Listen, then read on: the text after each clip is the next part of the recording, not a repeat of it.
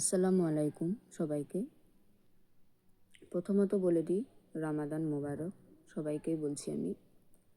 তো এই রামাদানে অনেক কিছু বিষয়ে আমরা জানি না, যেগুলো আল্লাহ আমাদের জন্য চাপিয়ে দেননি যে না করতেই হবে। তো আমি আজকে যে কথাটা শেয়ার করব সেটা হচ্ছে যে 10 ধরনের মানুষদের আল্লাহ এই সিয়াম বা এই রোজা থেকে বিরত থাকার আদেশ দিয়েছেন এবং বলেছেন যে এই এই 10 ধরনের মানুষরা রোজার টাইমে রোজা না রাখলেও কোনো রকম গুনাহ হবে না। কিন্তু কিছু কিছু মানুষদের বলেছেন যে মিসকিনদের খাইয়ে দিতে, এবং কিছু মানুষদের বলেছেন যে যখন কাজা হবে সে কাজা রোজাটা কতটা কাজা হচ্ছে সেটা গুনে আবার পরবর্তী সময়ে রেখে দিতে। তো এবার শুরু করি। সর্বপ্রথম আল্লাহ যাদের জন্য রোজা ওয়াজিব করেননি তাদের মধ্যে সর্বপ্রথম হচ্ছে শিশুরা বা বাচ্চারা, যারা ছোট ছোট বাচ্চা কেবল কথা বলতে শিখেছে বা খেলতে শিখেছে, পড়তে শিখেছে, এসব ছোট ছোট বাচ্চাদের জন্য আল্লাহ রোজা ফরজ করেননি। কিন্তু যখন বাচ্চা 7-8 বছর বয়স হয়ে গেছে এবং তারা বাবা মাদের রোজা রাখা দেখে বা ঘরের আত্মীয় স্বজনদের রোজা রাখা দেখে যখন বাচ্চারা বলছে যে আমি রোজা রাখবো, তো ওদের মোটিভেট করুন আরও বেশি, যাতে বাচ্চারা যে রোজা রাখতে পারে ওকে রোজা রাখতে বলুন বাচ্চাদের। তবে আস্তে আস্তে ওর প্র্যাকটিসটা হবে।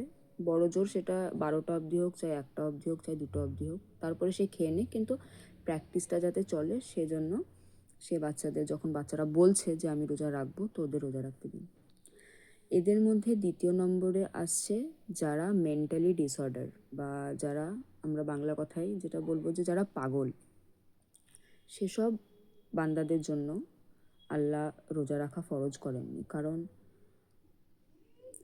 ওরা নিজেই কি করে কি বলে ওরা সেটা নিজেই জানে না। তাই কি ওদের ওদের জন্য আল্লাহ সেজন্য রোজাটা মাফ করেছেন, যে ওরা রোজা না রাখলেও কোনো রকম গুনাহ হবে না। 3 নম্বর হচ্ছে যারা হচ্ছে যে মুসাফির, এক জায়গা থেকে আরেক জায়গা যাচ্ছেন। মুসাফিরদের মধ্যে আমি একটা কথা আপনাদের ক্লিয়ার করে দিই, যে এই মুসাফির বলতে আমি বলছি না যে যারা 3 কিলোমিটার যাচ্ছেন বা 10 কিলোমিটার যাচ্ছেন বা 15 কিলোমিটার যাচ্ছেন, এসব মুসাফিরদের জন্য রোজা আল্লাহ ফরজ করেননি, আমি এটা বলছি না। যারা 70-এর বেশি বা 70, 71, 72, 77, 78 এতটা দূরে দূরে যারা সফর করছেন, যারা যাচ্ছেন, তাদের জন্য আল্লাহ রোজাটা ফরজ করেননি। কারণ আল্লাহ কখনোই আমাদের ওপরে কষ্ট চাপিয়ে দেন না। কিন্তু আপনার যখন সফরটা শেষ হয়ে যাবে, তখন আপনাকে কটা রোজা আমার ভাঙলো সেটা হিসেবে আপনাকে কাজা রোজা রাখতে হবে। চতুর্থ নম্বরে যারা আছে, যারা অতিরিক্ত পরিমাণে হার্ডওয়ার্ক করেন, ওটা ছাড়া ওনার আর টাকা ইনকাম করার কোনো রকম পরিস্থিতি নেই, বা কোনো রকম উপার্জনের আর কোনো রকম রাস্তা নেই, ওটাই ওনাকে করতে হবে। যারা বিল্ডিং কনস্ট্রাক্ট করছেন, যারা ফ্ল্যাট তৈরি করছেন, এসব হার্ডওয়ার্কের, যেমন দেখবেন যে চৈত্র মাসের গরমে অনেক মানুষ যারা রিক্সা চালায়, যারা ভ্যান চালায়, তাদের জন্য রোজা রাখাটা একটু কঠিন হয়ে যায়। তো এসব মানুষদের জন্য আল্লাহ রোজাটা ফরজ করেননি। তবে এরা যখন সুস্থ হবে, যখন বাড়িতে থাকবেন, তখন এনারা কাজা রোজা রেখে দিতে পারেন। পঞ্চম নম্বরে আল্লাহ যাদের রোজা রাখা ফরজ করেননি, তাদের মধ্যে পঞ্চম নম্বরে আসছেন প্রেগনেন্ট মহিলারা। যারা প্রেগনেন্ট, যারা প্রেগনেন্ট আছেন, এবং সেসব মহিলাদের জন্য আল্লাহ রোজা রাখাটা ফরজ করেননি। 6 নম্বরে হচ্ছে যেসব মহিলাদের পিরিয়ডস চলছে, যেসব মহিলারা এখন সাফার করছেন পিরিয়ডসকে, তো সেসব মহিলাদের জন্য আল্লাহ রোজা ফরজ করেননি। কিন্তু প্রেগনেন্সি থাকা অবস্থায় এবং পিরিয়ডসের অবস্থায় আপনার কটা দিনের রোজা ভাঙছে, সেই রোজাটা আপনি ডায়েরিতে নোট করে রাখবেন বা কোথাও নোট করে রাখবেন, দিয়ে আপনাকে পরে কাজা রোজাটা রেখে দিতে হবে। 7 নম্বরে যেটা আসছে সেটা হচ্ছে যে যারা অতিরিক্ত পরিমাণে বৃদ্ধ, যারা একদম 80, 90, 100 বছর বয়স হয়ে গেছে, যারা অতিরিক্ত বৃদ্ধ, সেসব মানুষদের জন্য আল্লাহ রোজা ফরজ করেননি। আর 8 নম্বরে যারা আসছে তারা হচ্ছে অসুস্থ, এতটাই অসুস্থ তারা যে মৃত্যুর মুখে চলে গেছেন, এরকম টাইপের যারা মানুষ, তাদের আল্লাহ রোজা ফরজ করেননি। কিন্তু এই বৃদ্ধ এবং যারা অসুস্থ এদের রোজার জন্য আপনাকে মিসকিন খাওয়াতে হবে। মিসকিন খাওয়াতে হবে বললে আমি আপনাদের জিনিসটা ক্লিয়ার করে দিই।